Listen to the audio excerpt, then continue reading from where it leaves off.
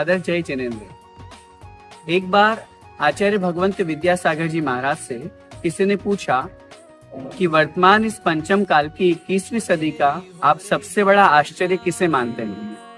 तो आचार्य श्री ने बड़े मुस्कुराते हुए उत्तर दिया, इस पंचम काल में 21वीं सदी में जहां पाश्चात्य संस्कृति इतनी हावी है, ऐसी परिस्थिति में भी यदि कोई गुरु की उपदेश को सुनकर के वैराग्य को धारण करके दीक्षा लेने का भाव बना ले और दीक्षा लेकर के मोक्ष मार्ग पर आगे बढ़ जाए, जिस पंचम काल में साक्षात केवली नहीं है, कोई रिद्धिधारी मुनि महाराज नहीं है, ऐसे कोई भगवान नहीं है कि जिनको देख करके मोक्ष परम पद की साक्षात यात्रा हमें दर्शन हो सके, फिर भी गुरु के उपदेश मात्र से विश्वास करके सच्चा श्रद्धान करके जो मोक्ष मार्ग पर आगे बढ़ जाता है, उससे बड़ा आश्चर्य और दुनिया में क्या हो सकता है। और आज सोचिए, नग्न दिगंबर मुनि महाराज कठिन चर्या करते हैं, नग्न दिगंबर रहते हैं, केश लोच करते हैं, और आचार्य भगवंत के उस उपदेश को सुनकर के कितने नौजवान, कितने नव युवक दीक्षा के लिए आगे बढ़ पड़े और मोक्ष मार्ग पर चल पड़े।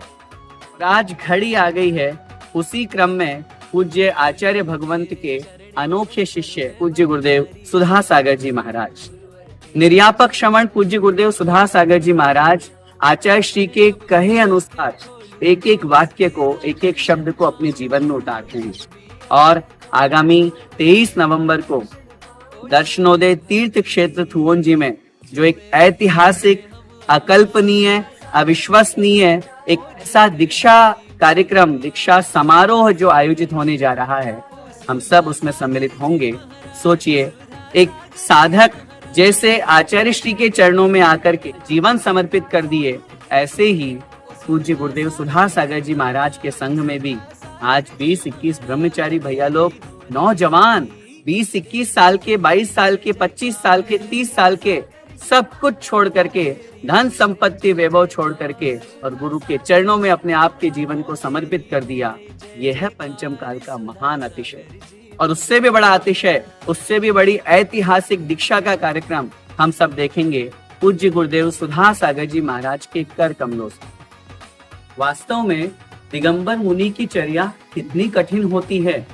सर्दी गर्मी सहन करना, भूख प्यास सहन करना, पैदल विहार चलना और उसके साथ केशलोच करना, ये सारे की सारी चर्या का पालन मुनि महाराज किया करते हैं। धन्य है, सच्चे गुरु के रूप में हमें पूज्य गुरुदेव सुधा सागर महाराज प्राप्त हुए हैं। और आज उनकी परंपरा में, आचार्य भगवंत विद्यासागर जी महाराज की परंपरा में हमें एक नई पीढ़ी के भी दर्शन होंगे, नई पीढ़ी में आने वाले सच्चे मुनिराजों के दर्शन होंगे। ये जो थुओंजी में होने वाली, दर्शनोदय तीर्थ क्षेत्र में होने वाली दीक्षाएं जो हैं, ये ऐतिहासिक होंगी। हम सब इसके साक्षी बनेंगे और आने वाले युग में हम सब जैसे आचार्य भगवंत विद्यासागर जी महाराज का स्मरण करते हैं, सच में पूज्य गुरुदेव सुधा सागर जी महाराज का स्मरण हम कर रहे हैं और करते रहेंगे। उनके उपकारों को कितना गिनाए, किन शब्दों से कहें, शब्द बोने पड़ जाएंगे, समय कम पड़ जाएगा, लेकिन गुरुदेव का उपकार जो हमारे ऊपर, पूरे जैन जगत के ऊपर हुआ है, वो कम नहीं पड़ेगा। और उसी कड़ी में एक इतिहास जुड़ने जा रहा है जिसके हम सब साक्षी बनेंगे। आइए हम सब मिलकर के प्रत्यक्ष और परोक्ष रूप से उस दीक्षा समारोह की अनुमोदना करें, सभी वैरागी भैया लोगों की अनुमोदना करें। हमारा सौभाग्य है, श्री दिगंबर जैन श्रमण संस्कृति संस्थान से भी 3 भैया लोग पूज्य गुरुदेव के श्री चरणों में, उनके संघ में सम्मिलित हो चुके हैं। हम सब भावना भाते हैं वे इसी तरह मोक्ष मार्ग पर आगे बढ़कर पूज्य गुरुदेव के समान बने और हम भी उनके मार्ग पर सतत आगे बढ़ते हैं।